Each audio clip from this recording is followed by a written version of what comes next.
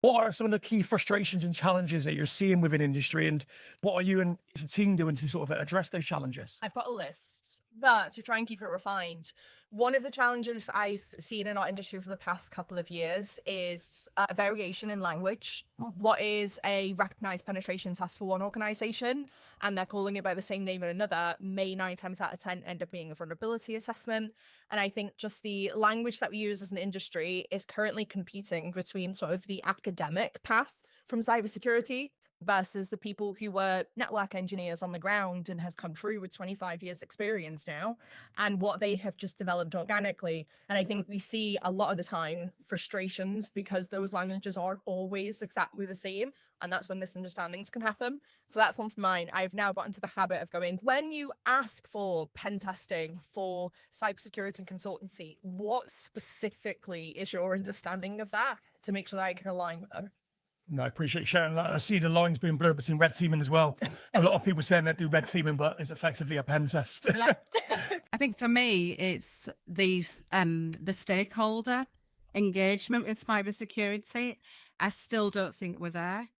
You know, with all the breaches that have happened recently, I was at an event in Leeds last week, and that raised awareness again with the stakeholders at certain organisations, but they're not opening a blank checkbook, but they still don't understand, because before that happened, they still had trouble in asking, we need to do this, can we do that?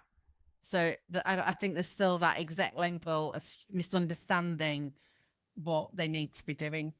With that in mind, what can we do more as an industry to help the executives and help those that don't see security as a priority, for instance? I don't know, because I think we've been trying for years. Every single customer, you've got to get the buy-in from the board to be able to do stuff. If you want to run security awareness programs, it's got to come from the top down, or good behaviours have to come from the top down.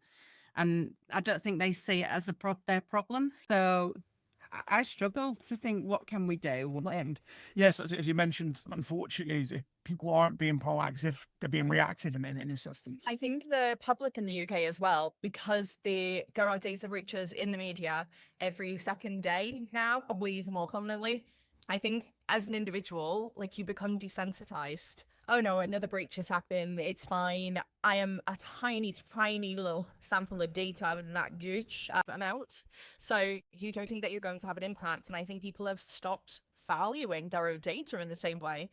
And I think as an industry, it's really disappointing that I do think you're right, is going to take something major to get everyone to just unify and call everything